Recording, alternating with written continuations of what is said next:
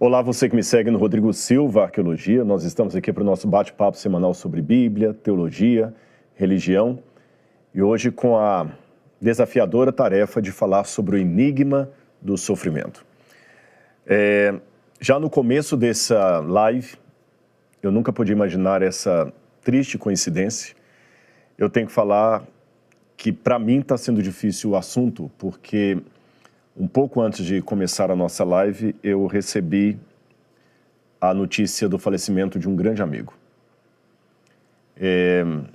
À tarde, eu estava gravando uma aula para um congresso, e antes de eu entrar para gravar a aula, a esposa dele me mandou uma mensagem falando, por favor, ore pelo meu marido, que ele acabou de sofrer um infarto. Ele já estava hospitalizado há vários dias, com um problema de saúde muito sério, e agora eu terminei essa gravação, corri para cá para fazer a live com vocês, eu recebi a notícia de que ele veio a óbito, faleceu.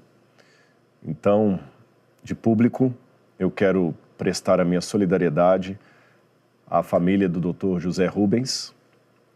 A maioria de vocês não o conhecem, mas eu o conheço desde longa data. Eu posso falar que ele era médico, um coração maravilhoso, um sentido de missão, de ajudar as pessoas tremendo, tremendo. E hoje eu já estava assim, com um amigo também ligando para mim mais cedo, pedindo oração pela cunhada dele, que está acometida de um tumor. E essa cunhada dele perdeu o marido em setembro do ano passado. Ele falou, em setembro eu estava sepultando o marido dela, agora ela sofreu essa notícia médica, ore por ela. E outras histórias também que a gente vai acumulando assim, então hoje está sendo um dia difícil. E como eu acabei de receber essa notícia, perdoe-me se eu não estiver tão up, como sempre nas lives, e feliz e sorridente. Primeiro porque o tema já é um tema sóbrio.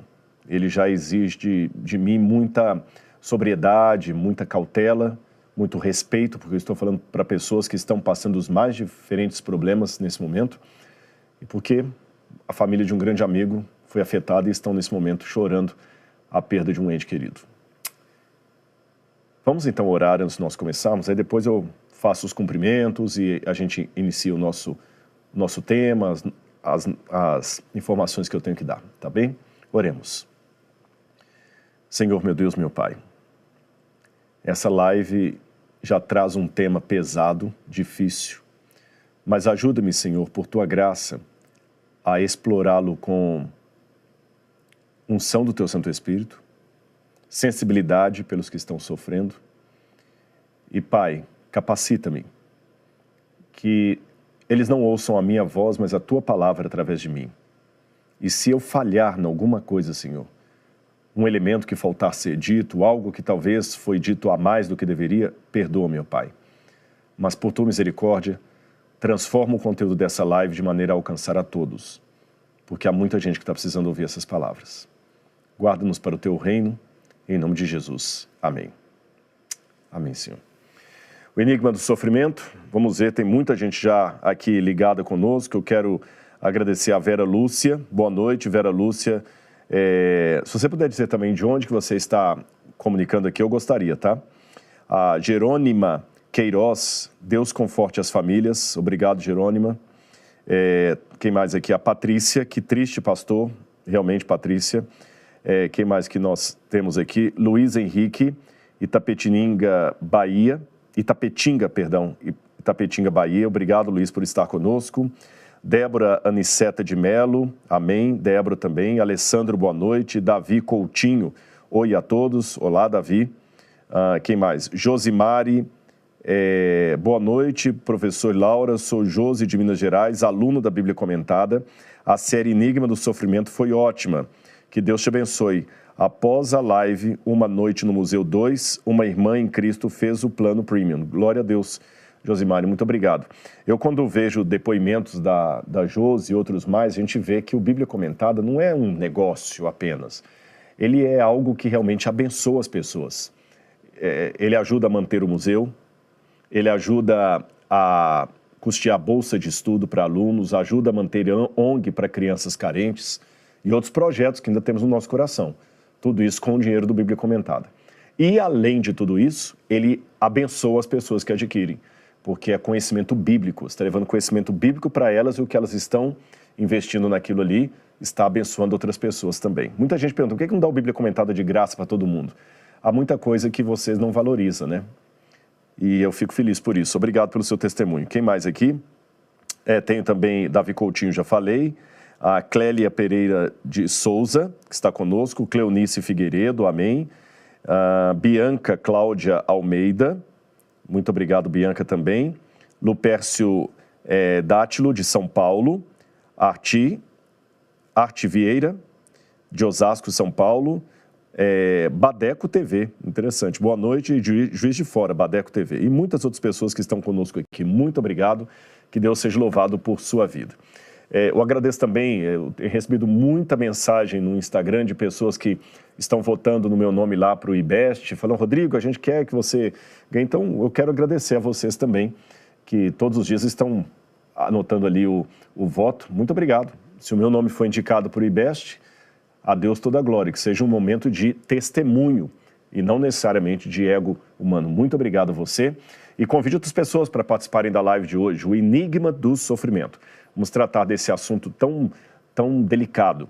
E até quando alguém falou a mensagem aqui, eu gostei da série O Enigma do Sofrimento, é porque desde domingo retrasado, todos os dias, meio-dia, eu fiz uma live de 10 minutos falando um pouquinho sobre essa temática, e eu falei que as pessoas podiam fazer pedidos de oração. Então agora também é o momento, se você tiver algum pedido de oração, coloque aqui que a gente vai orar. Eu e Laura temos orado, vou pedir a equipe para orar por você também. Se você não quiser ser claro no seu pedido, porque é uma coisa muito delicada, às vezes alguém que está com um filho no mundo das drogas não quer expor isso assim, fala assim, oração pelo meu filho. O Espírito Santo sabe o que é. Alguém que está passando por uma depressão, por um burnout, peça agora o seu pedido de oração. Tá bom? Eu orei no início, vou orar no final também, e eu quero que Deus atenda a você conforme a maravilhosa graça que Ele tem conosco. Tá bom? Convide outros para participarem também. Vamos lá então, pessoal, o enigma do sofrimento. Na verdade, hoje eu quero iniciar com você alguns diálogos no livro de Jó. Sabia que o livro de Jó é o livro que tem o hebraico mais complicado do Antigo Testamento? Nossa, é muito difícil. Eu estava conversando esses dias com um amigo, o professor Renato, que é professor de hebraico, e a gente estava conversando sobre isso. O Jó é um livro tão complexo no hebraico dele, que São Jerônimo, quando estava traduzindo a Bíblia para o latim, diz que Jó era escorregadio como lama. Por exemplo, tem passagens em Jó que você pode ler de um jeito ou de outro. Por exemplo, tem um texto em Jó que ele diz assim, porque eu sei que meu Redentor vive, mas alguns admitem que a versão poderia ser, eu quero a redenção enquanto eu estou vivo. Tem uma outra passagem que diz, ainda que ele me mate, nele esperarei. Mas isso também pode ser lido como, ele me matará, não tenho esperança. Percebeu como é que é contraditório? São as dificuldades que nós temos no livro de Jó. Mas vamos analisar um pouquinho o livro de Jó e essa temática do sofrimento. Por que as pessoas sofrem? Por que Deus permite tanta lágrima, tanta angústia, tanto soluço? Enquanto eu estou apresentando essa live para vocês, cerca de 150 mil pessoas morreram no mundo. 150 mil pessoas, nas últimas horas. É muita gente perdendo a sua vida. O Dr. José Rubens foi uma delas. Tem muita gente recebendo uma notícia agora de um câncer. Por que Deus permite isso? Por que Deus não faz alguma coisa para acabar com o sofrimento? A gente lida com isso. Tem um poema que eu quero ler para vocês, de Leandro Gomes de Barros. Esse poema ficou muito famoso depois que Ariano Suassuna o recitou numa entrevista. E eu vou ler esse poema para vocês, porque na primeira parte da nossa live eu estou na problemática. Se Deus é amor, se Ele nos ama de fato, por que Deus permite o seu sofrimento? Estou falando com você. Por que Deus permite você sofrer, você ter dor? Aliás, eu quero até fazer um pedido. Nesse momento, enquanto eu estou na introdução, sugira essa live para outras pessoas. Você deve ter alguém na sua família que está precisando ouvir essa mensagem de hoje. Manda uma mensagem no WhatsApp de família e manda o link dessa live. Tem muita gente que está precisando ouvir isso. Faça isso agora. Ajude outras pessoas. E o poema de Leandro Gomes de Barros diz assim: se eu conversasse com Deus, iria lhe perguntar por que é que sofremos tanto quando viemos para cá? Que dívida é essa que a gente tem que morrer para pagar? Perguntaria também como ele é feito, que não dorme, não come e assim vive satisfeito. Por que foi que ele não fez a gente do mesmo jeito? Por que existem uns felizes e outros que sofrem tanto? Nascemos do mesmo jeito, moramos no mesmo canto. Quem foi temperar o choro e acabou salgando o pranto? Esse poema é forte, né? E ele nos põe para perguntar muito: por que sofremos? Por que coisas ruins acontecem tanto com pessoas boas? Nós vivemos num mundo caótico, realmente. É fato. E você deve estar agora perguntando para si ou para o outro: por que tanta dor, tanto sofrimento? E muitos agnósticos, ateus, pessoas que não acreditam em Deus, usam justamente esse silêncio da divindade em face a um mundo caótico para questionar: será que Deus existe mesmo? Não é melhor, então, ser ateu do que acreditar que Deus existe e ter alguém para odiar lá em cima? Essa foi a conclusão que eu cheguei junto com um ex-ateu, uma vez que a gente estava refletindo o porquê do ateísmo. Às vezes é melhor imaginar assim: não existe Deus, não existe céu, as coisas que acontecem na Terra são mera loteria, acaso. Então eu posso chorar, eu posso me angustiar, mas eu não tenho ninguém para protestar contra. Eu não tenho ninguém para colocar o dedo em riste e perguntar por que ele está fazendo isso comigo. Agora, se eu creio que Deus existe, aí eu tenho um problema, porque eu tenho alguém para odiar. Eu tenho alguém para questionar por que ele não me ajuda. A sensação de muitos agnósticos, ateus, incrédulos, eu vou explicar para vocês qual é. Imagine duas situações de orfandade. Na primeira orfandade você tem, e as duas crianças estão no orfanato, abandonadas, porque elas não têm mãe. Só que a primeira criança sem mãe, a mãe dela morreu em trabalho de parto. E ela não tinha pai.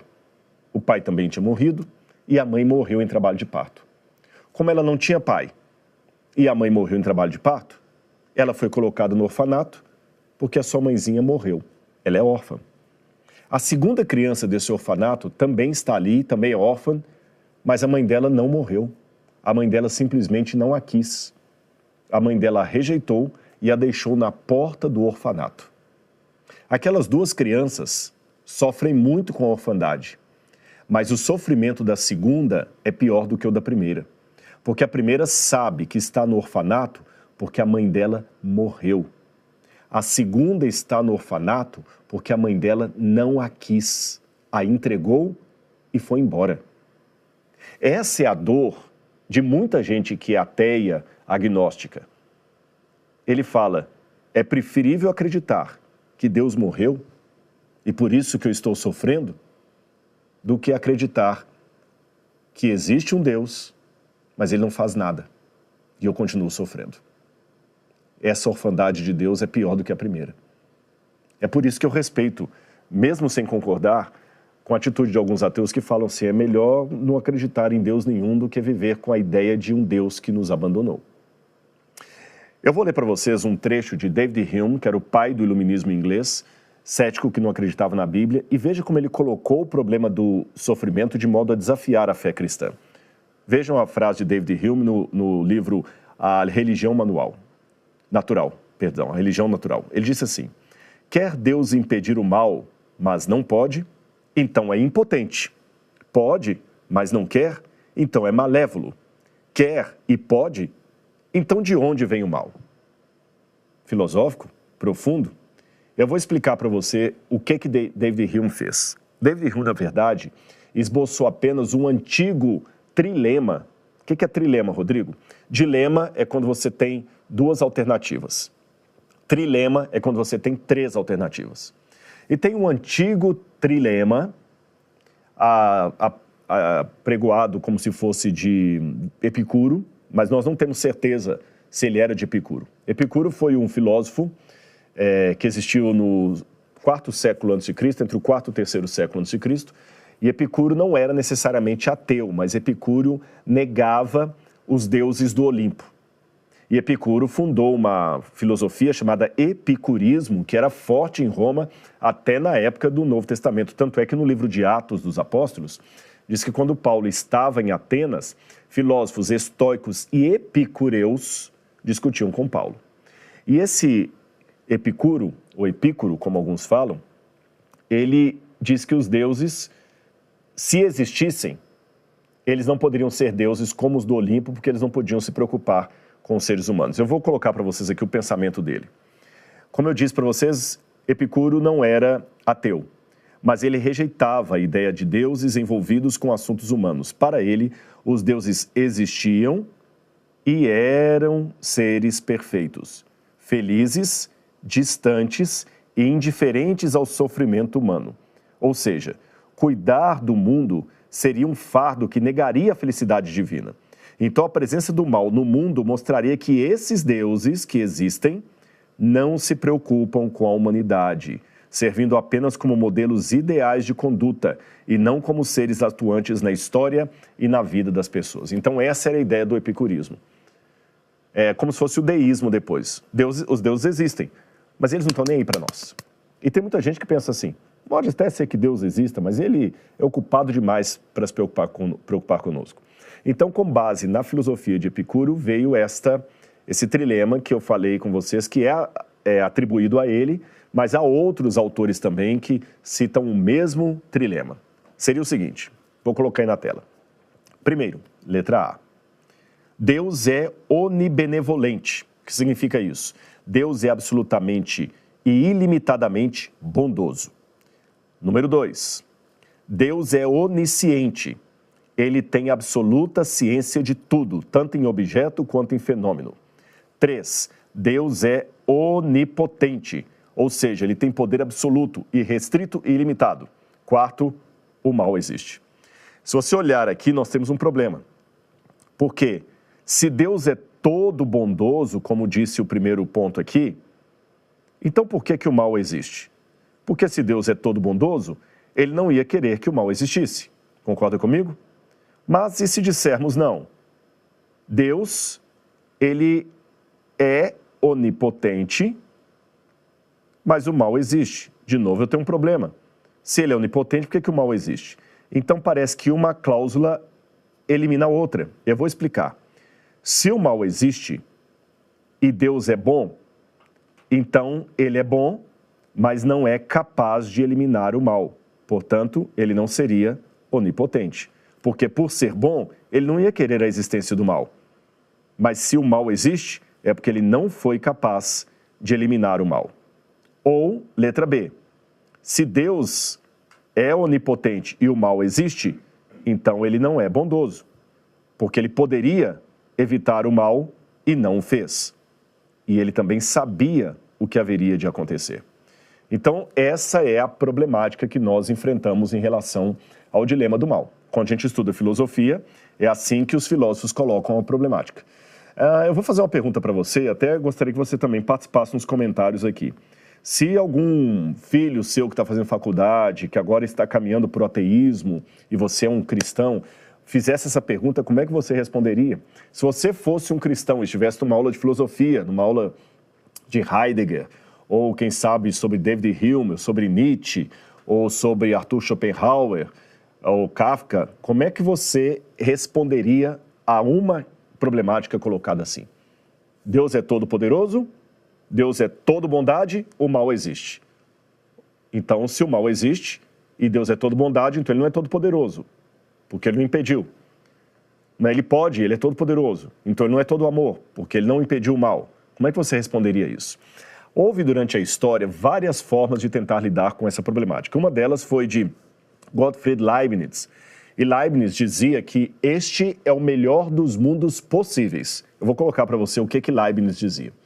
Ele dizia que não há maneira de criar um quadrado sem ao mesmo tempo criar a imperfeição da hipotenusa. A palavra hipotenusa, hipotenusa em grego significa contrário a. Então você vê, a hipotenusa, você tem duas hipotenusas imperfeitas aqui, olha, que são esses triângulos. Percebe? Agora, o quadrado só pode existir tendo essas duas hipotenusas imperfeitas colocadas. Com isso, o Leibniz queria dizer que esse mundo, com todo o mal dele, é algo necessário. Embora eu admire muito a filosofia de Gottfried Leibniz, e ele era um apologeta, um homem cristão, escreveu a favor da Bíblia de Deus. Com esse ponto aqui, eu tenho dificuldade. Por quê? Se você dá qualquer explicação para a existência, para a origem do mal, explicação lógica, que de certa forma coloque o mal nos planos de Deus, você está tornando Deus malévolo. O que a Bíblia diz é que Deus é luz absoluta e nele não há treva nenhuma, que Deus não dialoga com o mundo das trevas, Deus não dialoga com a maldade. Portanto, o mal não pode fazer parte dos planos de Deus. Se o mal é algo que Deus desejou, algo que Deus queria, então Deus é tão perverso quanto. Agora, tem alguns elementos que a gente tem que considerar antes de entrar na Bíblia Sagrada. Realmente, o mal está aqui e eu creio em Deus. Será que os ateus têm um ponto para me dar um checkmate? Vamos lá. Pontos a considerar. 3 pontos. O primeiro deles. Não há contradição lógica entre a existência de Deus e a existência do mal. O fato do mal existir não é um argumento para dizer que Deus não existe. Seria a mesma coisa de afirmar que o fato de existirem carecas é um argumento para dizer que não há cabeleireiros. Tá certo? O fato de existir carecas não é um argumento para dizer que o cabeleireiro é um mito. O fato de existir doentes não é um argumento para dizer que o médico não existe. O fato de existir doença não é um argumento para dizer que remédios não existem. Segundo ponto, também não há contradição lógica entre a existência de um Deus onipotente e bondoso e a existência do mal. Eu vou explicar a vocês isso aqui. Deus pode ter razões moralmente suficientes para permitir o mal, especialmente para preservar o livre-arbítrio. Vou falar muito sobre isso aqui, sem o qual o amor verdadeiro e a responsabilidade moral não existiriam. Mas atenção, a nossa live só está no começo. Só está no começo. Então, eu já quero antecipar uma pergunta que muitas pessoas fazem quando a gente joga a questão do livre-arbítrio. Isso aí é conversa para boi dormir. Livre-arbítrio, Rodrigo? Que bobagem. Qual foi o livre-arbítrio que teve aquela criancinha que nasceu com leucemia? Quando uma pessoa tem um problema de câncer do pulmão e ele fumou durante 30 anos na sua vida, porque quis fumar, e o médico falou, olha, por causa de 30 anos de uso do tabaco, agora o seu pulmão está comprometido, você está com câncer no pulmão. Nesse caso, tudo bem, pode dizer que o câncer dele é fruto de uma escolha ruim, do livre-arbítrio dele mal utilizado, aí eu concordo. Mas uma criancinha que nasceu com leucemia, onde é que ela errou? O que ela fez para sofrer aquilo ali? Realmente. Então, calma que quando eu falo do livre-arbítrio, eu não estou querendo dizer que é necessariamente algo que você fez. Calma que até o final nós vamos explicar isso. Número 3. O mundo com liberdade genuína necessariamente inclui o risco do mal moral. Esse é o terceiro ponto aqui. O que eu quero dizer com isso? Se existe a possibilidade de eu ir para o lado B, é porque existe a possibilidade de eu ir para o lado C. Então, quando Deus dá uma ordem, filhos, sigam a mim, cria-se, ainda que teoricamente, a possibilidade de não seguirmos a Deus. E aí tem uma coisa que eu quero já ilustrar para vocês. O mal não existe. E você vai falar, ih, Rodrigo, para agora que eu vou desligar a live. Como é que o mal não existe? E o que eu estou sofrendo, e a minha depressão, e o meu burnout, e o meu problema, e o meu vizinho que quase tirou a vida, e a outra que está lutando com o filho lá no mundo das drogas, o que eu faço com tudo isso? E o meu cunhado que está desempregado há meses, passando necessidade, passando fome, e o outro que está debaixo da ponte lá, como é que você fala que o mal não existe? Calma. Em filosofia, em metafísica, nós trabalhamos com um elemento chamado pseudo-existência.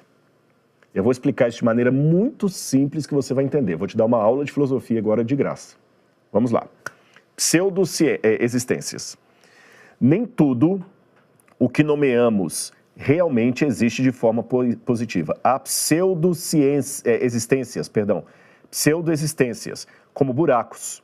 Os buracos não existem, são apenas a ausência delimitada de algo real. O buraco não tem ser próprio. Ele apenas existe como negação ou falta dentro do que ontologicamente seria positivo. Por exemplo, sabia, se você perguntar para um físico, o frio não existe. O que existe é a ausência de calor que dá a sensação do frio. a treva não existe. O que existe é a ausência de luz. Então, em termos metafísicos, metafísicos e físicos, há pseudo-existências. O buraco, por exemplo, o buraco não existe. O existe é a falta de um preenchimento. Eu sei que isso pode dar um nó na sua cabeça, mas até filósofos ateus concordam com o que eu estou dizendo.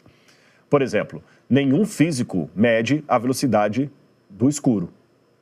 Ele mede a velocidade da luz. Tá certo? Ninguém fala do frio como um ser existente. Você fala da ausência de calor. Então, o mal, nesse sentido, ele não é um ente que existe. Ele é a ausência da presença de Deus. Aí você pode falar, mas Deus não é onipresente, Deus não está em toda parte, como é que em algum lugar Deus pode não estar? A partir do momento em que ele não atua naquele lugar. É como se ele não existisse ali. Deus respeita. Deus não força a ação dele porque ele é onipresente. Então, Deus é onipresente, mas ele pode resolver não atuar naquele lugar porque alguém escolheu não aceitar a Deus. Então, agora nós podemos falar que dentro da crença cristã, Deus criou tudo e toda a sua criação é muito boa. Se você olhar Gênesis, no capítulo 1, eu citei aqui o verso 31, várias vezes você vê a repetição de Deus falando assim, e viu Deus que isso era bom, e viu Deus que era bom. Então a criação de Deus não assume nenhum mal. E se somarmos isso ao fato de que não é possível extrair um mal substancial, ontologicamente falando, uma existência verdadeira, de um universo unicamente bom, então eu posso dizer que o mal, atenção para isso, o mal é a existência ontológica negativa do bem. Isso é, o mal é a privação, a ausência do bem, o não bem. E aqui eu citei Santo Agostinho de Hipona. Santo Agostinho fala muito disso no livro Confissões de Santo Agostinho. O mal como entidade não existe. O mal é apenas a negação da presença do bem. Então, como eu falei com vocês, a gente tem que entender isso. Em metafísica também, existem existências em ato e potência. Eu vou falar mais sobre isso na frente. O cristianismo, portanto, não oferece uma explicação completa para todo o sofrimento, mas oferece uma solução existencial e histórica. O próprio Deus, em Cristo Jesus, entrou no sofrimento humano.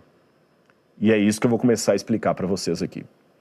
Tem uma frase de Aristóteles que me fascina muito e eu quero explicar essa frase para vocês daqui a pouco, que é a seguinte: sem uma compreensão do todo, você acaba tendo uma visão parcial das coisas. Eu vou contar uma historinha e você vai entender o que eu quero dizer. Dizem que uma vez, num vagão de trem de ferro, uma criança estava chorando muito, estava aos berros, uma criança pequenininha de colo. E as pessoas dentro daquele vagão estavam incomodadas com aquela criancinha chorando, e cada um fazendo o seu julgamento, a sua reflexão sobre a cena ali, né? Um homem falou assim, poxa vida, eu paguei para vir aqui, para chegar amanhã e essa criança chorando, eu não vou conseguir dormir, que desaforo. Um outro pensou do outro lado, olha, essas companhias de trem não deveriam permitir que famílias com crianças viajassem em vagões sem criança. Deixasse as famílias todas num vagão só, porque agora eu tenho que aguentar o berreiro dessa criança. Um outro mais exaltado falou, puxa vida, amanhã cedo eu tenho uma reunião importante, eu precisava de dormir essa noite no vagão e eu não vou dormir direito por causa do inferno, do choro dessa criança.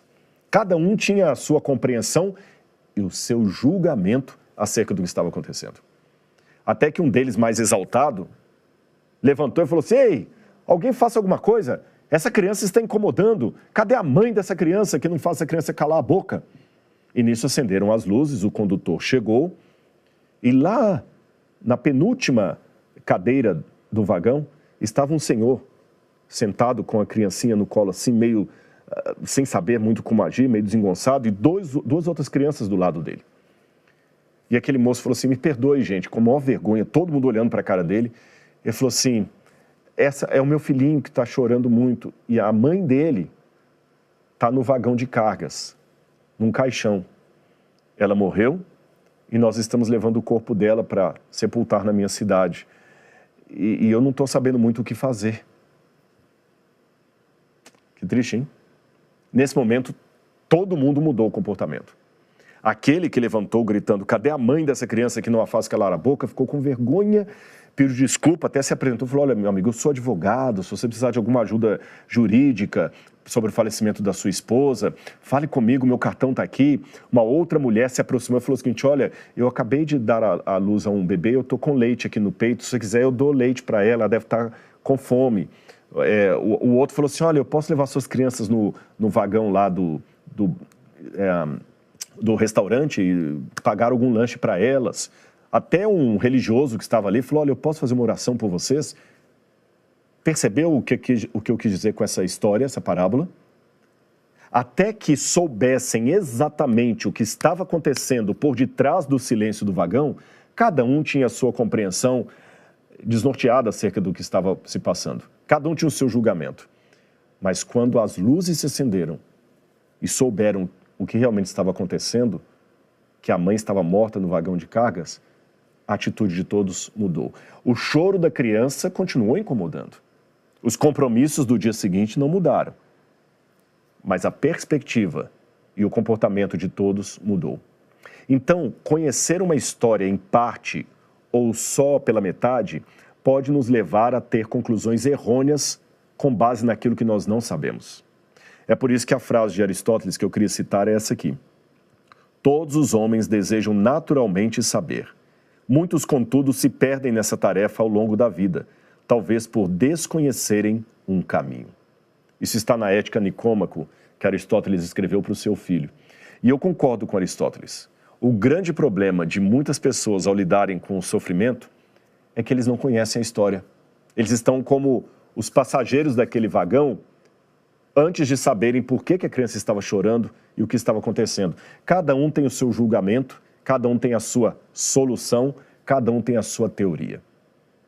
Então a Bíblia, ela nos permite conhecer num plano maior o conflito cósmico do bem contra o mal.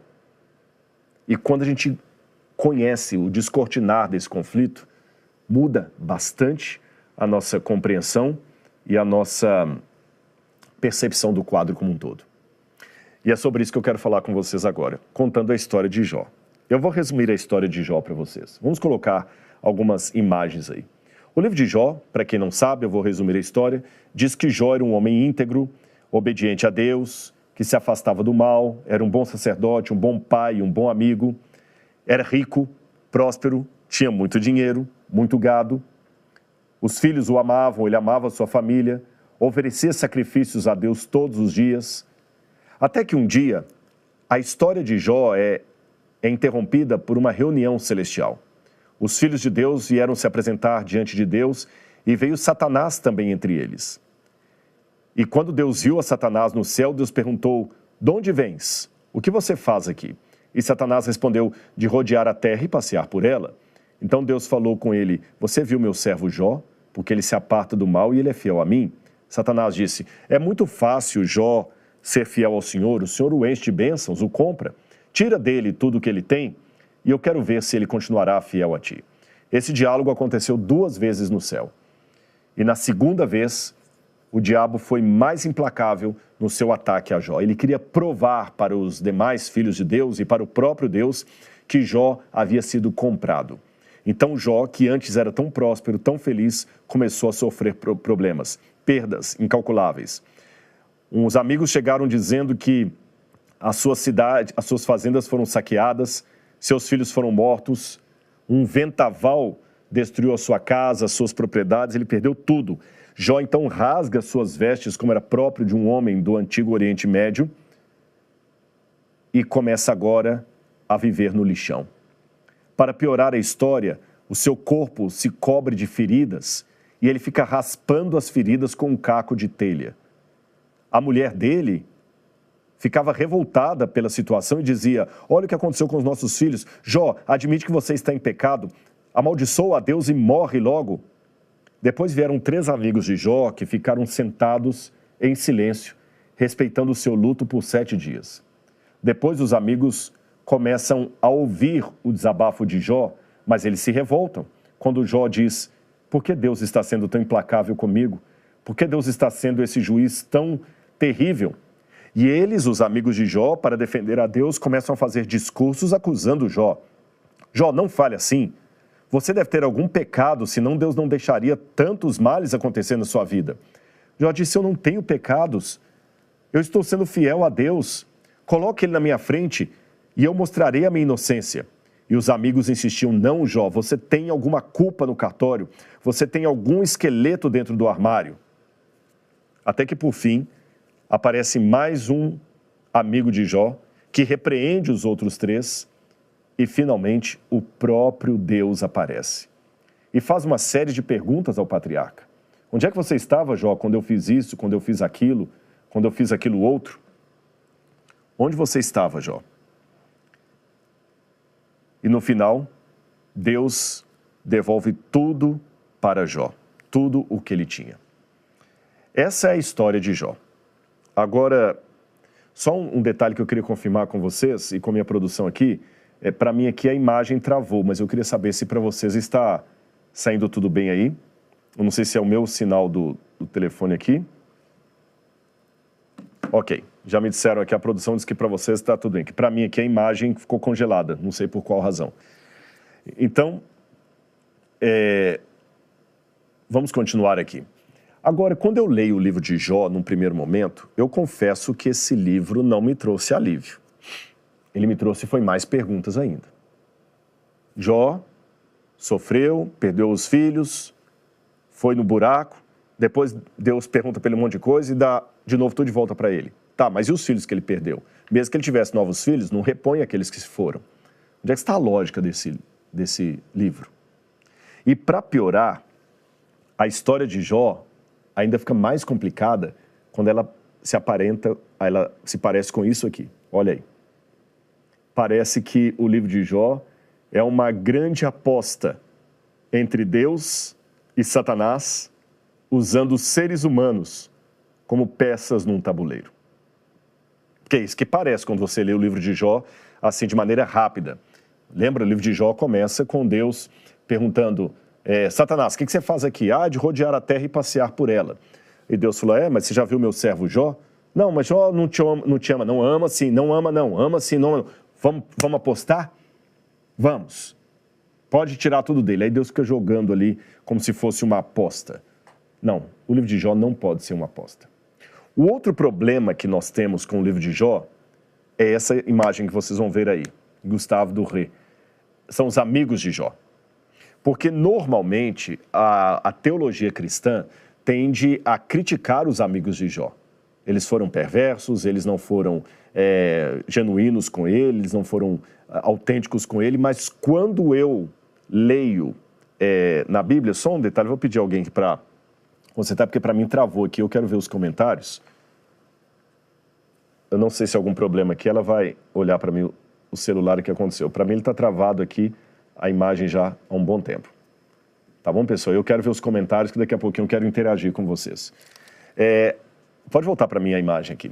A ideia é que os amigos de Jó foram cruéis e que Jó foi uma pessoa paciente. Mas quando eu fui estudar o livro de Jó, eu percebi que aquela famosa frase, paciência de Jó, não parece fazer muito sentido.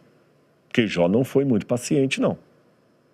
E quando a gente fala os amigos de Jó como sendo pessoas ruins, quando eu leio o que os amigos de Jó falaram, parece que eles estão certos. Vamos começar por essa problemática. Será que Jó foi paciente mesmo? Ora, vou ler para vocês um trecho aqui do reverendo Hernandes Dias Lopes. Depois de perder bens, filhos e saúde, Jó ainda enfrentou a revolta da mulher e a incompreensão dos amigos. Jó ergueu ao céu 16 vezes a mesma pergunta. Por quê? Por quê? Por quê? A única resposta que recebeu foi o total silêncio de Deus. Jó expôs a sua queixa 34 vezes. Ouviu como resposta apenas o silêncio. Quando Deus falou com ele, não respondeu sequer uma de suas perguntas. Ao contrário, fez-lhe 70 perguntas, revelando a sua majestade e o poder. Então agora, voltem aqui, vamos conversar um pouquinho. Eu não vejo Jó muito paciente, não. Alguém que reclama tanto. Eu lembro que quando eu entrei para a igreja, as pessoas costumavam dizer assim que o verdadeiro cristão nunca pergunta por quê. Quando ele está sofrendo, ele pergunta, para quê? Isso não faz muito sentido, porque Jesus na cruz do Calvário perguntou, Pai, por que me desamparaste? Então você que está me assistindo agora, você também está questionando a Deus? Então bem-vindo ao clube. Eu também já questionei muitas vezes a Deus, e se isso for pecado, o próprio Jesus pecou, porque na cruz Jesus perguntou, lama sabachthani, lama é por quê, de pergunta. Por quê de pergunta, que é por quê de resposta. Lama, por que me desamparaste? Jesus questionou. E o próprio Jó também questionou. Pai, por quê? Vamos ver algumas das perguntas que Jó faz. Vamos colocar aí na tela. Jó capítulo 7, verso 20.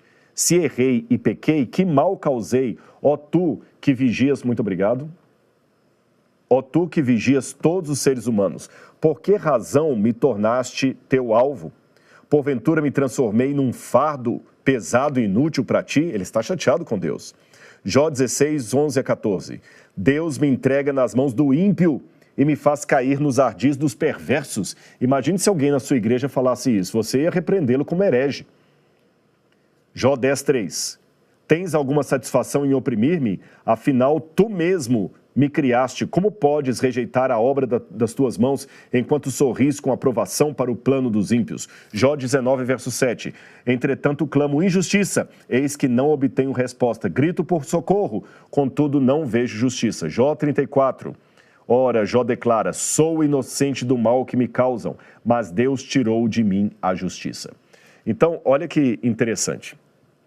Jó está colocando coisas tão pesadas sobre Deus que se algum cristão numa igreja conservadora questionasse essas coisas, todo mundo ia falar assim, cala a boca, você está perdendo a fé, você é um herege, você é um ímpio.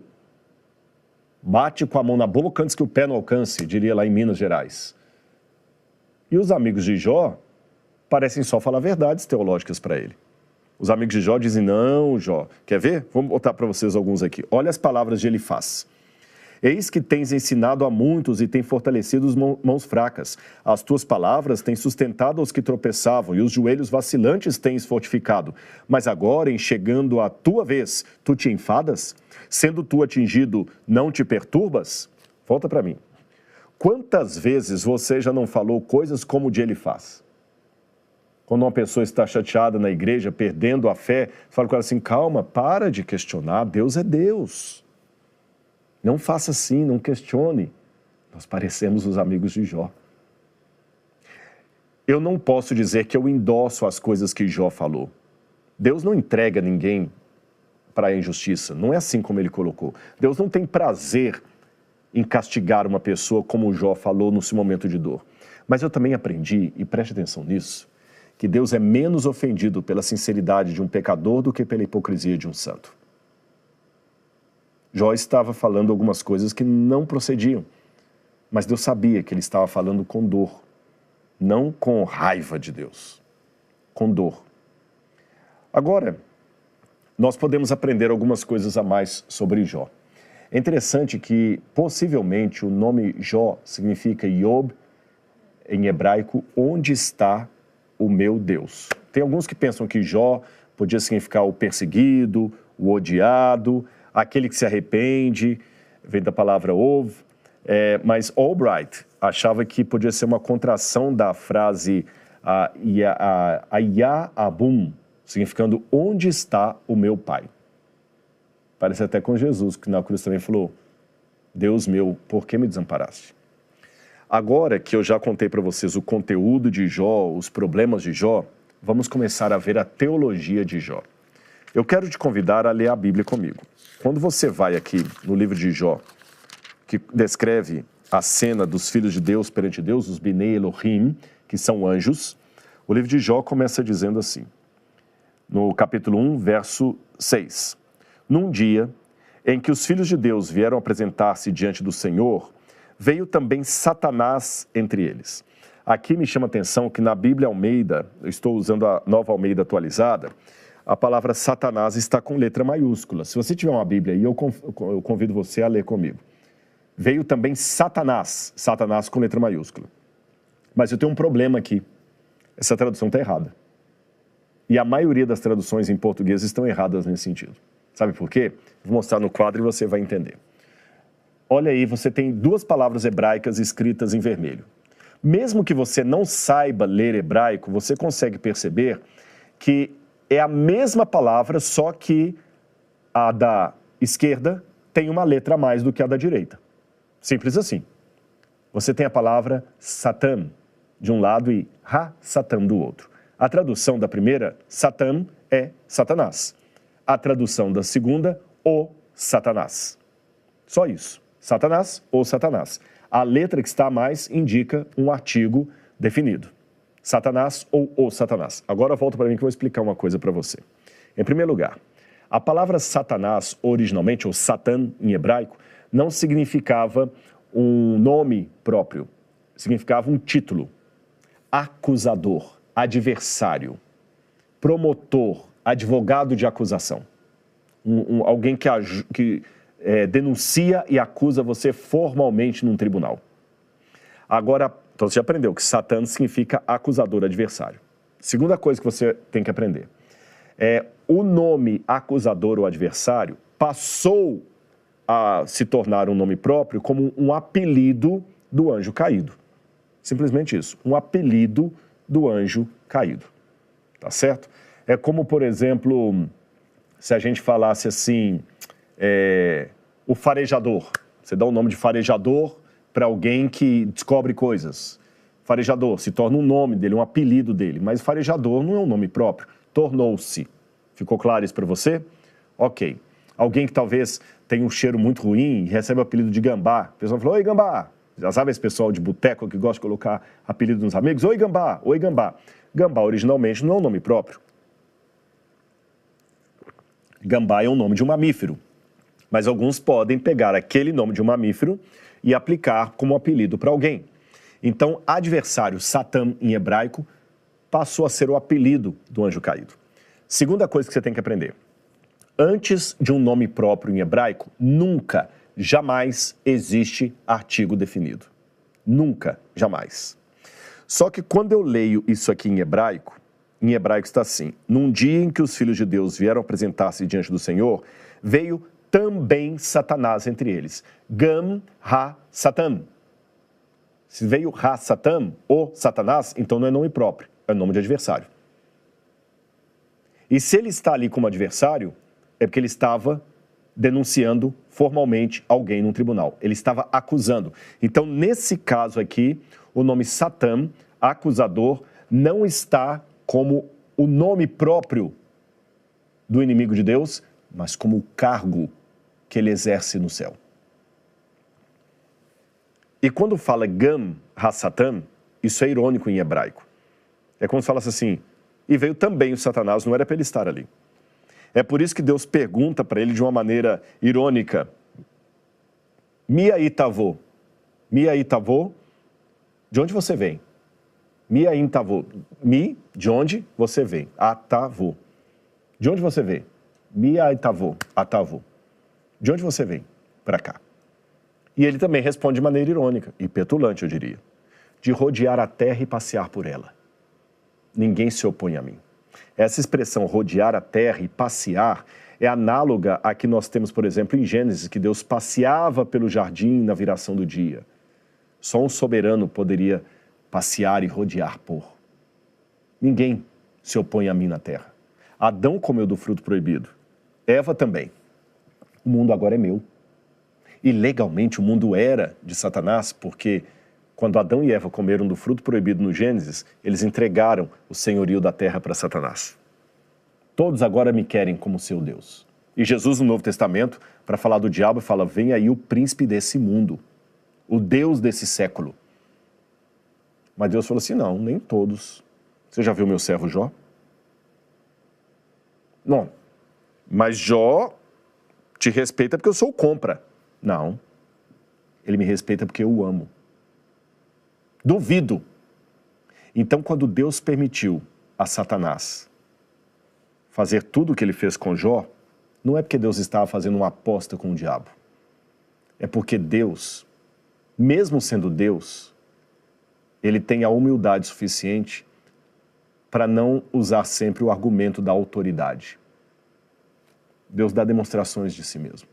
Ele dá demonstrações do seu poder. Os outros filhos de Deus que estavam ali não eram oniscientes.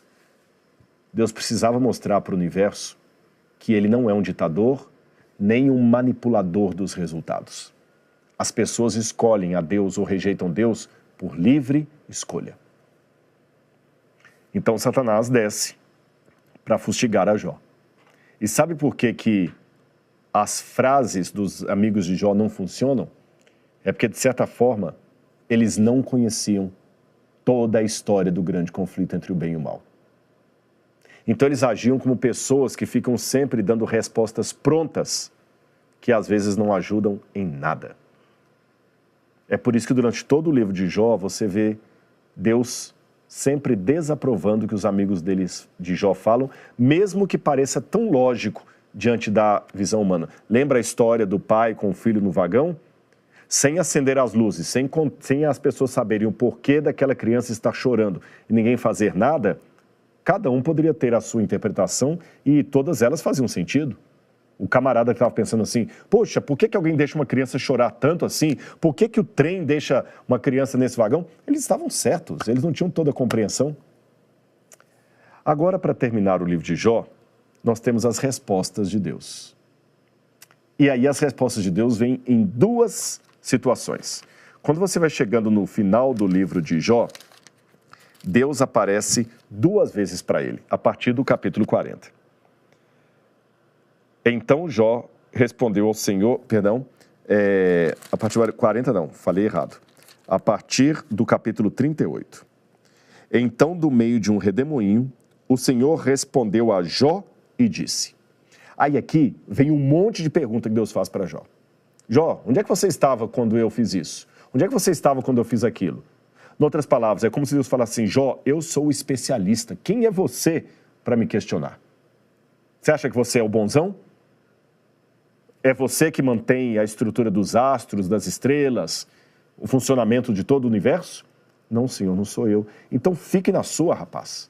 Sabe quando alguém assim mais autoridade vem dar uma carteirada no outro? Você estudou tanto quanto eu, você se conhece tanto como eu, diz uma pessoa mais graduada, né? Então fique na sua.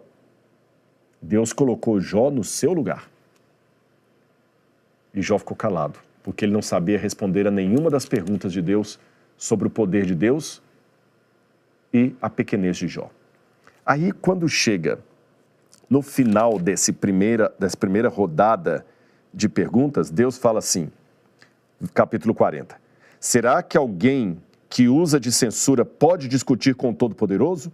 Que responda isso aquele que critica Deus. Ou seja, você não sabe nada, guri. Está querendo ensinar o quê? Ensinar o Padre Nosso pro vigário, como diziam lá no interior? Quem é você? E Jó entendeu que ele realmente não era nada. Quem era ele para ficar querendo ensinar Deus como é que... Sabe, parece aquele adolescente que não arruma nem o quarto dele e acha que pode revolucionar o mundo, pode reformar o mundo. Ele não arruma o quarto dele, mas acha que pode reformar o mundo. Ele não consegue nenhum emprego, ainda vive da ajuda do pai, mas ele acha que pode resolver o mundo. Até que alguém joga na cara dele que ele é apenas um menino de 16 anos, cheio de espinha na cara e cheio de teoria que na prática não funciona. Foi assim que Jó se sentiu.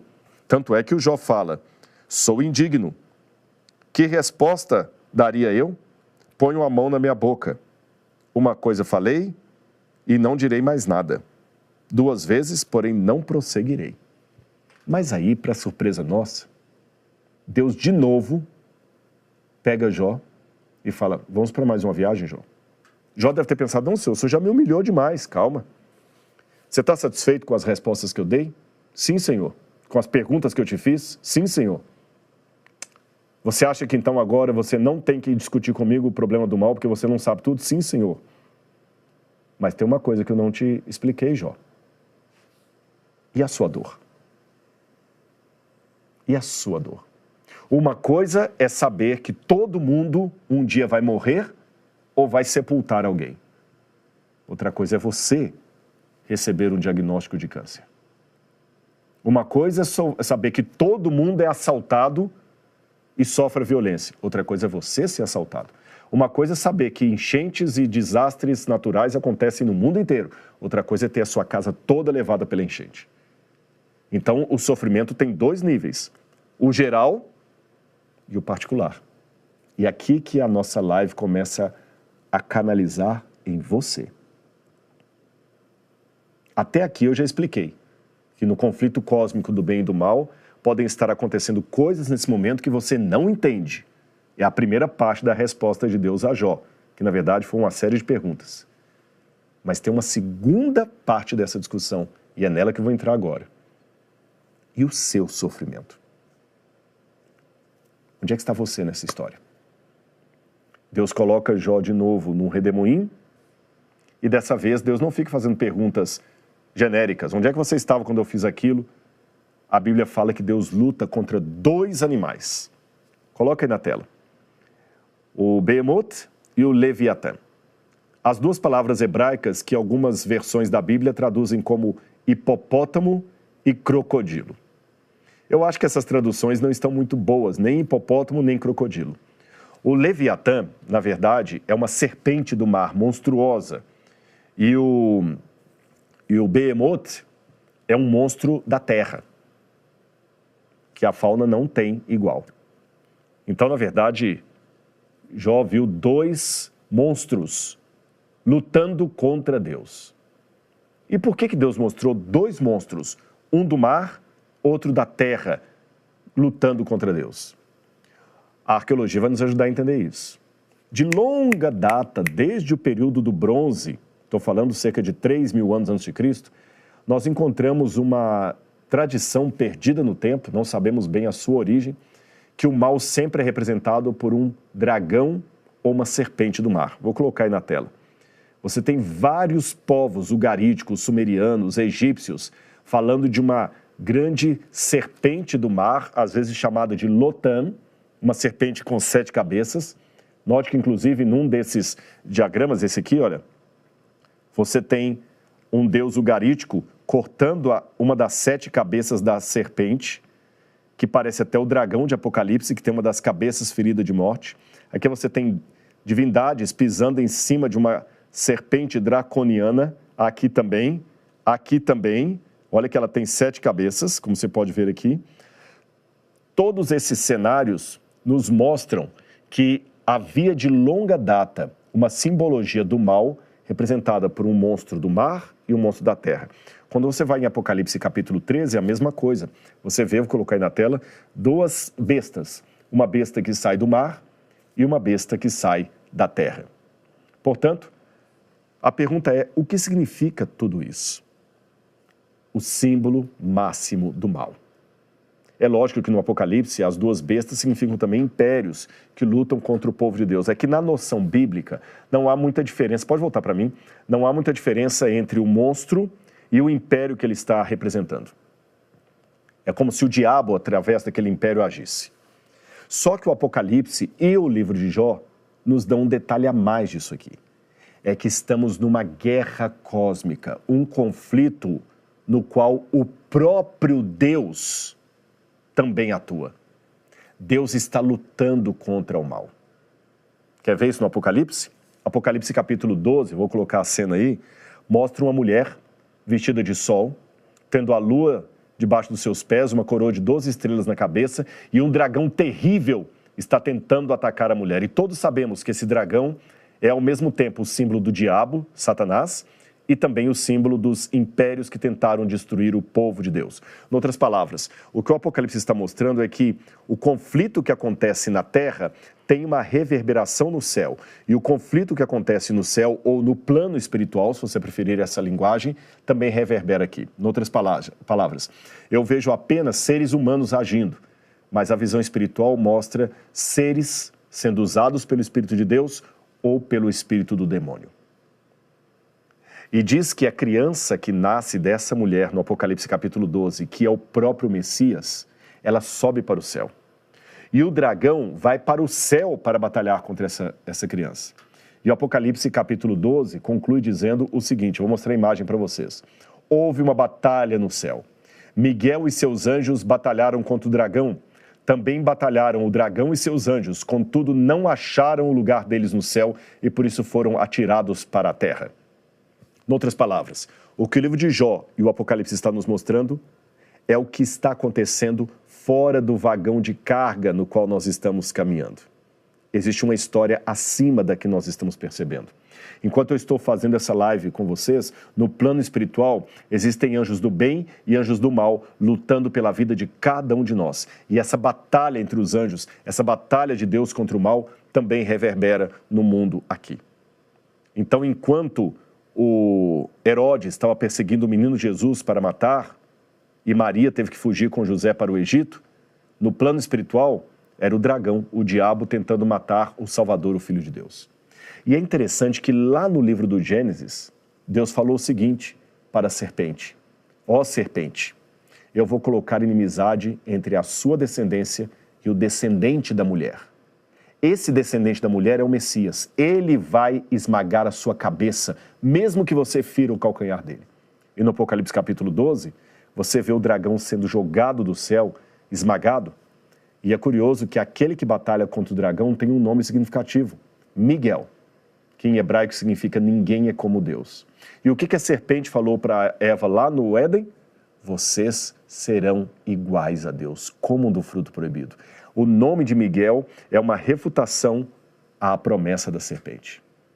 Então Cristo, na sua carne, ele desceu nesse mundo e ele batalhou contra a serpente. E na cruz do Calvário, Jesus enfrentou todo o mal. Mas não como consequência. Jesus não fez nada para ser oprimido. Jesus, sim, foi o Cordeiro imolado por nós sem nenhuma culpa. Ele interveio no grande conflito, como o Cordeiro de Deus que tira o pecado do mundo. Agora deixa eu falar uma coisa com você. Deus não é todo poderoso? Sim ou não? Sim. Então por que ele permitiu o mal existir? Se ele poderia impedir. Não confunda Deus ser todo-poderoso com a ideia errônea de Deus poder fazer qualquer coisa indistintamente. Eu vou explicar o que eu quero dizer para você. Preste atenção. Está prestando atenção? Se Deus pudesse criar a terceira margem de um rio, ele não seria todo-poderoso. Ele seria ilógico. Se Deus pudesse pecar, ele não seria todo-poderoso, ele seria irrazoável. Se Deus pudesse mentir, ele não seria todo-poderoso, ele seria cruel. Se Deus pudesse existir e não existir ao mesmo tempo, ele não seria todo-poderoso, ele seria sem sentido. Então, quando a teologia diz que Deus é todo-poderoso, ele é todo-poderoso porque ele é capaz de fazer qualquer coisa dentro do seu caráter. E Deus não duela com o seu caráter. Então, mesmo sendo todo amor, para criar um mundo livre, tinha que existir a possibilidade do mal. Lembra que eu falei que na metafísica as coisas podem existir em ato e potência? E que eu falei também que há pseudo-existências, que o mal, na verdade, é apenas a negação do bem? O que é o ato e a potência? Bom, os meus filhos e netos existem em potência, porque eu posso ser pai. Mas como eu ainda não sou pai, eles são apenas uma possibilidade. Mas o dia que eu me tornar pai, o meu filho deixará de ser uma possibilidade e se tornará um ato. Enquanto o mal era apenas uma possibilidade, ele não tinha como ser destruído. Assim como o meu filho não pode ser destruído. Nada pode acontecer ao meu filho. Ele não existe, ele é apenas uma possibilidade. Agora, o dia que ele existir, aí muita coisa pode acontecer com ele. Enquanto Adão e Eva tinham apenas o livre-arbítrio, o mal era uma possibilidade. Mas a partir do momento que eles comeram do fruto proibido, o mal deixou de ser a potência para se tornar um ato. E que ato é esse? A ausência do bem. Eles experimentaram o que é a dor. Eles e todos nós. E Deus sofreu muito com isso. E você pode perguntar, Rodrigo, mas onde está o amor de Deus se ele permitiu que o mal existisse mesmo sabendo que aquilo ia acontecer? Quem pagou o maior preço? Foi Deus. E você pode falar, Rodrigo, peraí, mas tem uma coisa que não está fazendo sentido na minha cabeça. Peraí, para um pouquinho.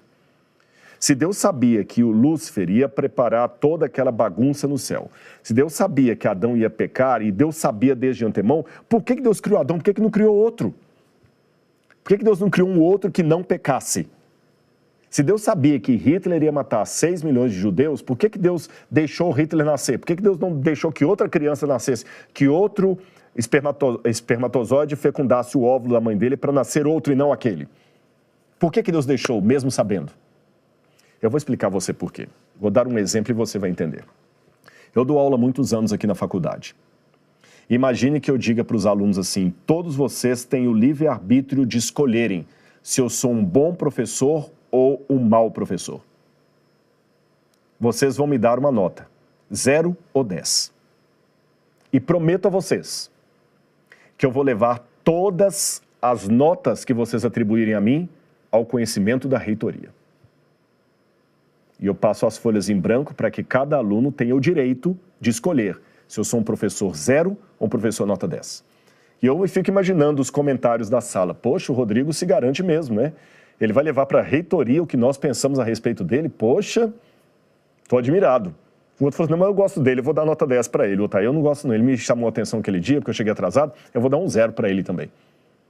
Eu quero ver agora, o reitor vai saber que alguns de nós não aceitamos que damos 0 para ele. Aí cada um atribui a sua nota, eu recolho as notas, agradeço e saio de aula a caminho da reitoria. Está acompanhando o raciocínio? Só que antes de chegar à reitoria, eu paro na minha casa e eu começo a separar as folhas. O João me deu 10, que bom. A Maria também me deu 10, que bom. O Joaquim me deu 10, que bom. O Fábio me deu 0, não gostei. O Jonas me deu 0, não gostei. O Antônio me deu 0, não gostei. Finalmente, pelo menos aqui, a Mariângela me deu 10. Mas isso aqui deu 0. Eu separo 2 pilhas. A pilha dos que me deram 10 e a pilha dos que me deram 0. Aí sabe o que eu faço? Eu pego aquelas notas 0, jogo no incinerador e levo para a reitoria apenas as notas 10. E o reitor fica feliz, achando que 100% dos alunos me aprovam e me dão nota máxima. Mas será que eu estaria sendo honesto se eu fizesse isso? É claro que não. Eu estaria brincando com os dados, eu estaria violando as regras, eu estaria passando uma imagem falsa, eu estaria dando a impressão que todo mundo me deu 10 quando isso não é verdade. Eu seria uma pessoa imoral, uma pessoa desonesta. Concorda comigo? Agora raciocine com base nessa ilustração que eu te dei. Se Deus só permitisse vir à existência aqueles que não fossem negar a sua graça, se Deus só permitisse vir à existência aqueles que não fossem recusar a sua pessoa, Deus estaria brincando com os dados. Ele estaria anulando as notas 0 e trazendo à existência apenas as notas 10 e mentindo para todo o universo que todos nós temos livre-arbítrio, quando na verdade ele só deixaria nascer quem não fosse rejeitá-lo. Mas como eu disse anteriormente, Deus não duela com o seu pensamento, Deus não duela com o seu caráter. Aí você pergunta: tudo bem, Rodrigo, na ilustração está certo, mas na prática, o fato de Deus deixar as notas 0 virem à existência trouxeram as tragédias da história. Aí eu pergunto de volta: quem pagou o maior preço? Não foi eu, nem você, nem o próprio diabo. Sabe quem pagou o maior preço? Foi Jesus. A morte dele na cruz do Calvário foi a morte no lugar do pecador. Ele enfrentou a ira de Deus. E não somente isso. Quando Cristo vai para a eternidade, Jesus leva consigo toda a sequela do mal. Como assim, Rodrigo? Em Apocalipse capítulo 5, João vê o Cordeiro de Deus sentado num trono. E ele vê essa imagem aí. Só que chama a atenção de João, até essa imagem está com um erro, porque ela mostra uma mancha de sangue perto da patinha, da perninha do cordeiro. Mas no Apocalipse dá a entender que o cordeiro estava com o pescoço cortado. Ele estava vivo, mas com o pescoço degolado. Mas por que João vê o Cordeiro de Deus no céu ainda com a marca da degola? é porque Cristo vai levar para a eternidade a marca da crucifixão e o nosso corpo humano. Como assim, Rodrigo? Vou mostrar na Bíblia para você. Uma das perguntas que Jó fez para Deus é: porventura tu tens olhos de carne e enxergas como os mortais? E depois que ele viu o conflito entre Deus e aqueles dois monstros, ele falou: agora os meus olhos veem a ti. Ou seja, Jó, eu posso sofrer a dor que vocês sofreram. Eu também sofro, apesar de ser onipotente. Filipenses capítulo 2, 5 a 11, diz o seguinte, eu vou ler esse texto para vocês. Filipenses capítulo 2, versículos 5 a 11.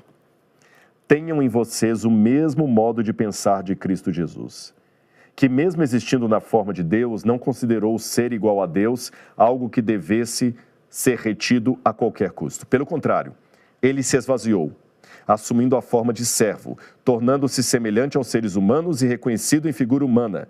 Ele se humilhou, tornando-se obediente até a morte e morte de cruz.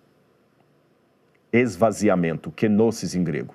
Cristo foi se esvaziando até a morte de cruz. E olha a continuidade. Por isso também, Deus o exaltou sobremaneira e lhe deu um nome que está acima de todo nome, para que ao nome de Jesus se dobre todo o joelho no céu e na terra e debaixo da terra, e toda língua confesse que Jesus Cristo é o Senhor para a glória de Deus o Pai. Eu vou mostrar num gráfico o que eu acabei de ler para você. Preste atenção, está aí na tela. Jesus estava na condição de Deus, número 1, Filho de Deus, eterno Deus, mas ele foi se humilhando, se esvaziando, tornando-se em semelhança aos homens, depois morrendo a morte de cruz. E quando ele ressuscita e volta ao céu, diz que Deus o elevou acima de tudo, o exaltou e deu-lhe um nome que está acima de todo nome. Espera o seguinte, volta para mim. Se Jesus já era Deus, não precisava de o Pai exaltá-lo. Deus é Deus. Não tem nada que você possa acrescentar em Deus que ele não tenha. Concorda comigo? Deus já tem tudo. Por que Cristo precisava receber um nome exaltado depois da sua ressurreição, se ele é Deus? Ora, dar um título honoris causa de doutor em teologia para quem não tem doutorado em teologia, beleza. Mas quem já é doutor, fala assim, agora eu vou te considerar doutor. O sujeito já tem o CRM, aí eu vou dar um título honorífico para ele de médico. Não faz sentido. Se Cristo é Deus, por que depois de ressuscitar, ele recebe um nome acima de todos os nomes? Dá a entender que ele não tinha esse nome antes? Não é isso. É que até a cruz, Jesus era Deus por natureza.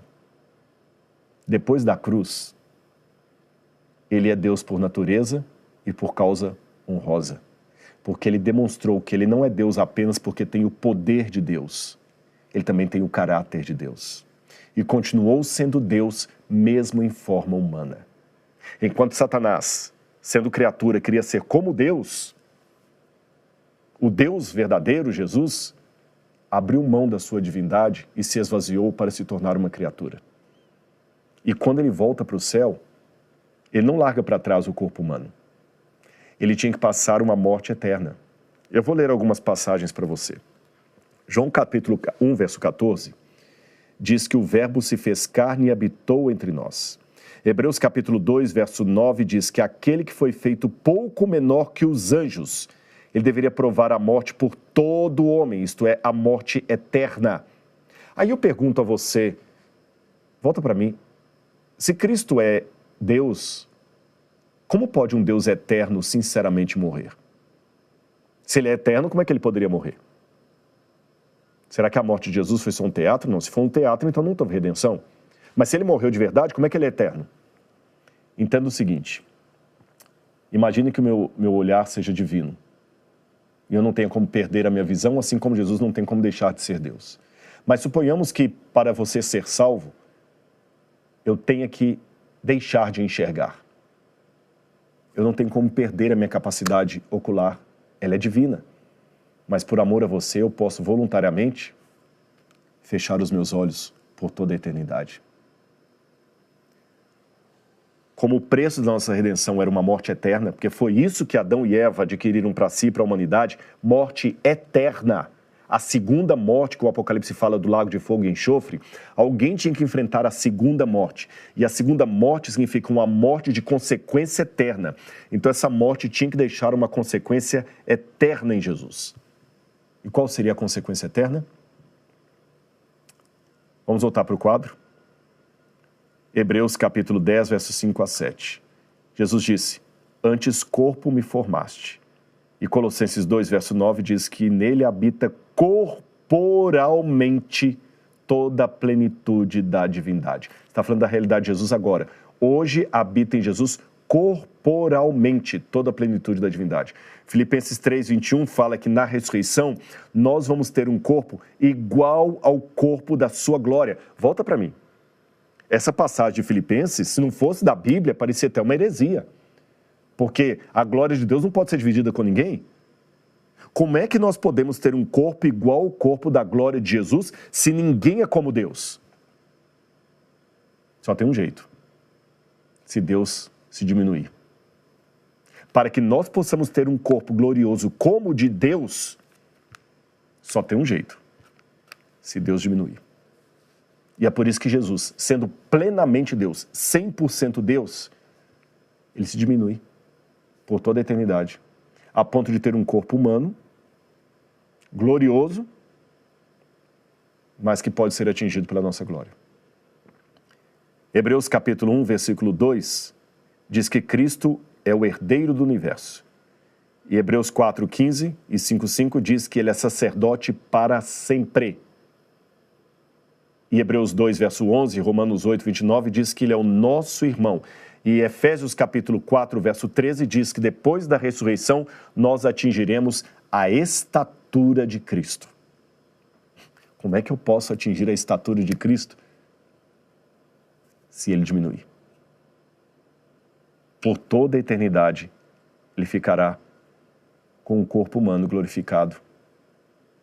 Um corpo humano limitado, que nós vamos crescer para atingir a estatura. Depois, com calma, você pode ler, a live vai ficar gravada, eu quero que você leia cada uma daquelas passagens que eu citei ali. Que amor é esse? É por isso que, depois de ressurreto, ele apareceu com um corpo físico, com as marcas da crucifixão, comeu com os discípulos, manteve o corpo que nós vamos ter pela eternidade. Ele subiu num corpo físico, em Atos capítulo 1, verso 9, e Atos fala, ele voltará assim como para o céu vestir. E era um corpo tão físico que quando ele ressuscitou, Maria Madalena tentou agarrá-lo. E ia falar, calma Maria, pare de me segurar, porque eu não subi para o meu pai. 1 Coríntios, capítulo 15, versos 20 a 28, diz que ele reina no céu num corpo físico. E ele é o primogênito dos que morreram e ressuscitaram. Logo, a sua ressurreição não é diferente da que teremos. Romanos, capítulo 8, 28 e 29. Eu não estou lendo passagem por passagem, mas eu estou dando para você ver que eu estou me baseando na Bíblia. Como eu já citei para vocês o Apocalipse, capítulo 5, verso 9, Jesus, o Cordeiro, aparece no trono de Deus degolado. Ele mostrou as suas mãos feridas para os discípulos e o nosso corpo glorioso na ressurreição será igual ao corpo da sua glória. E é interessante, eu quero terminar mostrando mais uma passagem aqui, porque o Apocalipse capítulo 21 e capítulo 22 parece ter uma contradição. Porque no capítulo 21 diz assim, eis o tabernáculo de Deus com os homens, quer dizer, o santuário de Deus com os homens. Aí quando você vai em Apocalipse 22, diz, olhei na cidade santa e não vi nela santuário nenhum. Mas peraí, se não viu santuário nenhum, como é que antes ele fala que esse é o tabernáculo de Deus com os homens? Mas ele complementa, eu não vi santuário nenhum porque o Cordeiro de Deus é o santuário que está com eles. E lembra que em João capítulo 1, verso 14, diz que o verbo se fez carne e habitou no meio de nós, armou o seu santuário. Então, na eternidade, ele também ficará com o corpo humano, glorificado, é verdade, mas humano. Você vai falar, Rodrigo, mas o corpo de Jesus, quando ele voltar, vai ser um corpo glorificado? Sim, glorificado na nossa perspectiva. Se eu hoje me mudar para uma casa de 5 milhões de reais, eu vou mudar para uma casa muito boa.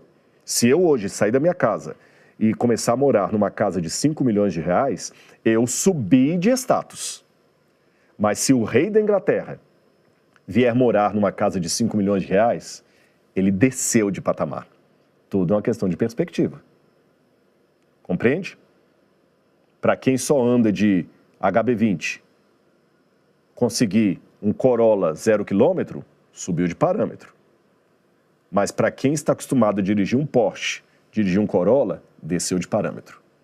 Eu que estou nesse corpo humano sujeito a um monte de coisa, receber um corpo glorioso na ressurreição, é muito bom, é glória para mim. Mas para aquele que, segundo o apóstolo Paulo, vivia na forma de Deus, agora passar a habitar num corpo humano, ele desceu. Por amor a mim e a você. Ele é o Cordeiro. Então não existe nenhuma dor que Jesus não tenha enfrentado. A dor que você está passando nesse momento, ele sofreu. Então olha para mim. Eu entendo a sua lágrima, eu entendo a sua disposição, mas entenda uma coisa. Se você acreditar em Deus, tudo o que você está passando de ruim vai passar. E o que é bom é apenas uma degustação. A história não acabou. Confie em Deus. Nós não lemos o livro todo ainda. Nós lemos uma parte. Se você está lendo uma biografia e você ainda está aqui, não tire conclusões nessa página. Deixe chegar no epílogo. Deixe chegar no epílogo. Confie em Deus. Sabe, nós vivemos num mundo cruel. E as dificuldades são muito grandes. Inclusive, a incerteza é demais. Alguma informação aqui? Ah, tá. Pediram para eu mudar de câmera aqui. Como eu estava dizendo para vocês, a gente vive num mundo muito cruel, né? As dificuldades são uma realidade viva, presente. E nenhum filho de Deus, independente do seu nível de comunhão com o Pai, da sua escolaridade, da sua religião, ninguém passa ileso diante de tanta maldade. E a história de Jó, que eu acabei de apresentar aqui, ela é a prova viva de que mesmo experimentando o pior que o inimigo de Deus pode fazer na nossa vida, ainda assim é possível permanecer fiel.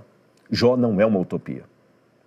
Então, nosso objetivo, nesse caso, nem sempre deve ser encontrar o sentido racional, como se fosse uma relação de causa e efeito, para as coisas ruins que acontecem em nossa vida. O que nós precisamos ter em mente é que, mesmo sendo cristãos, procurando a Deus, devemos entender que, como Jó, eu e você, nós estamos no centro de uma guerra espiritual, um conflito cósmico entre o bem e o mal que não tem tréguas. E os dois lados querem você. É uma guerra espiritual. E tudo o que Jesus sofreu quando ele viveu entre nós, quando ele se entregou por nós na cruz do Calvário, foi para nos levar a uma certeza de segurança eterna e de esperança. Você percebeu o que eu estou falando?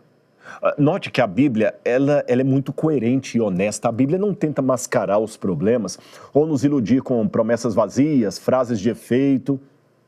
Mesmo fora da história de Jó, eu posso encontrar facilmente um monte de passagens que me alertam que nesse mundo eu viveria por problemas, eu passaria pelo vale da sombra da morte, eu viveria aflições.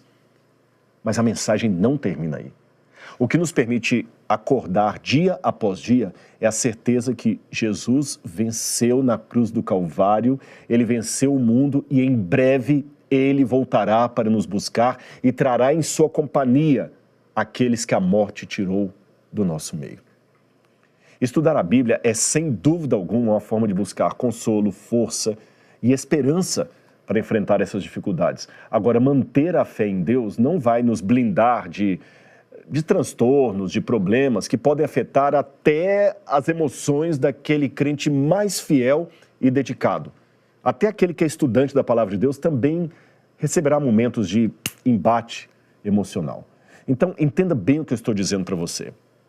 O Jó da Bíblia experimentou uma angústia profunda e, ao contrário dos seus supostos amigos ou do que eles queriam sugerir, todo aquele sofrimento não estava acontecendo na vida de Jó por causa de falta de Deus.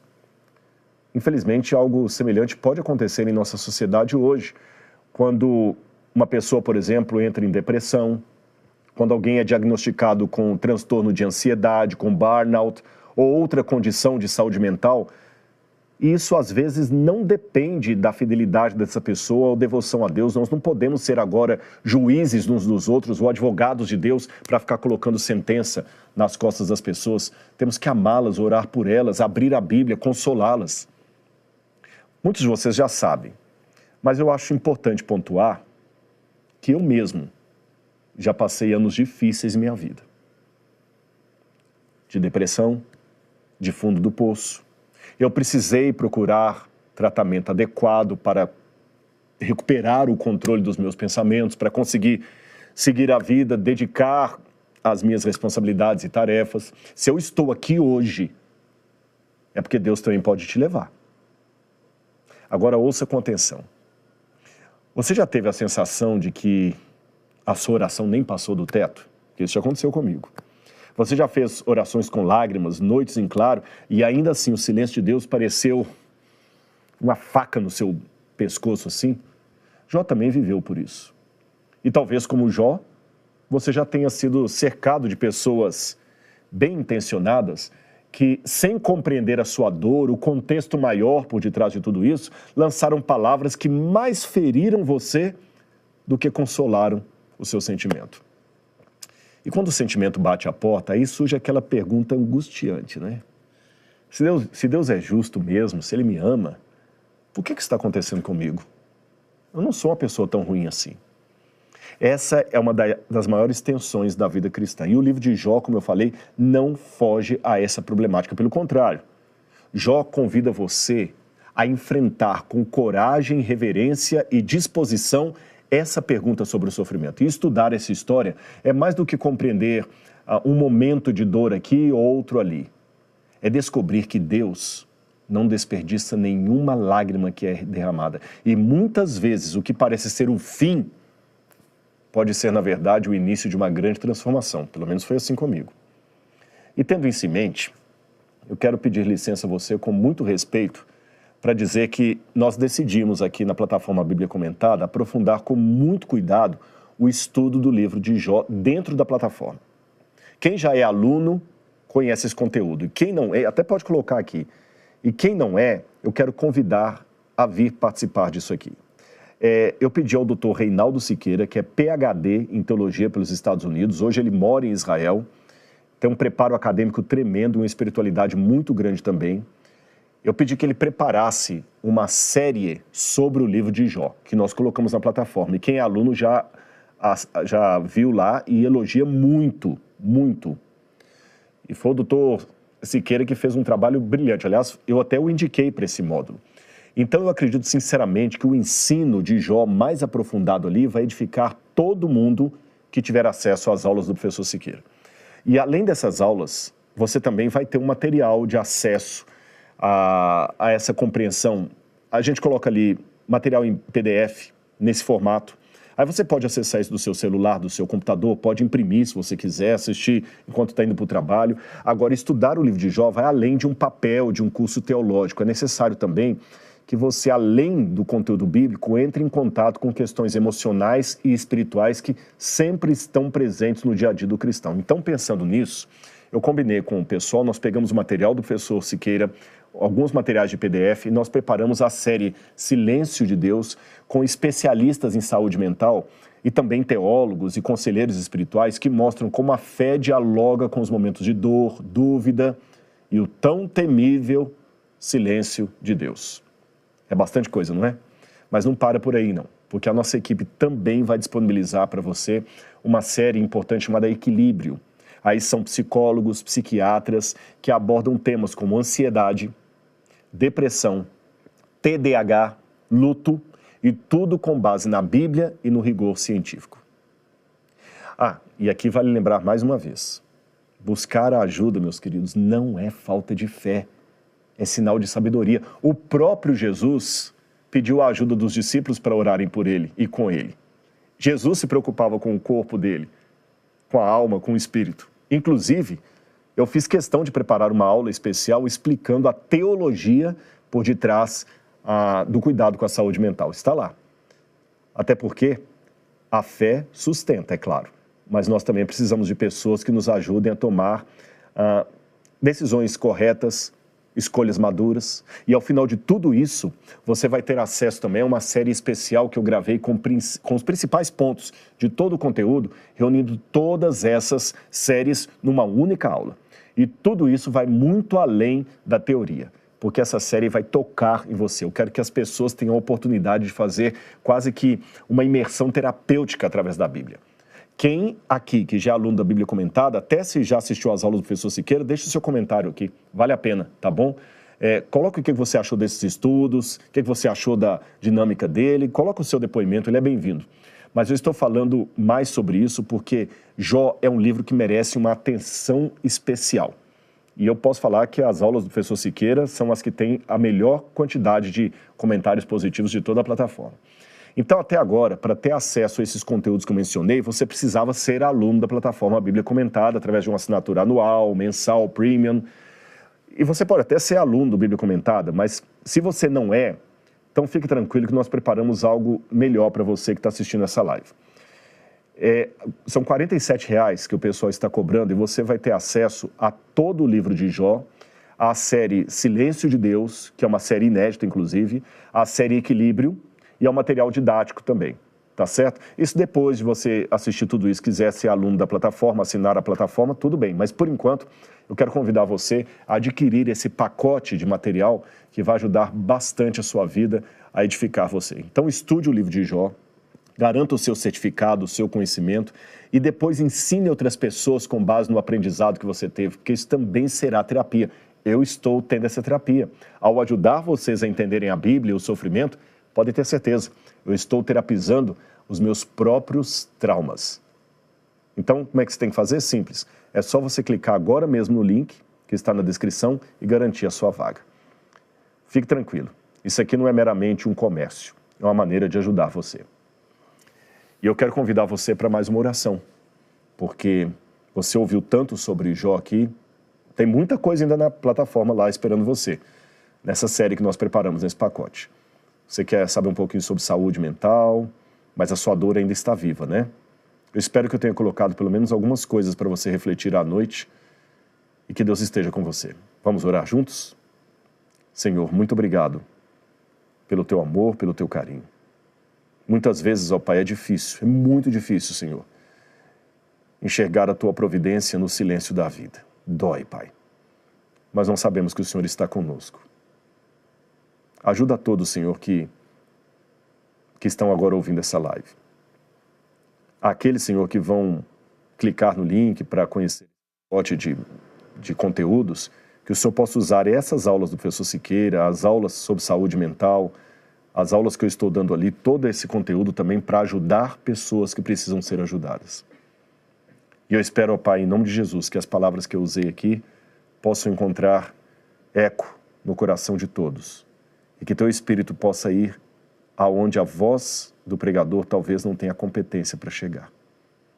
Guarda-nos, Pai, e conforta a dor do nosso ser.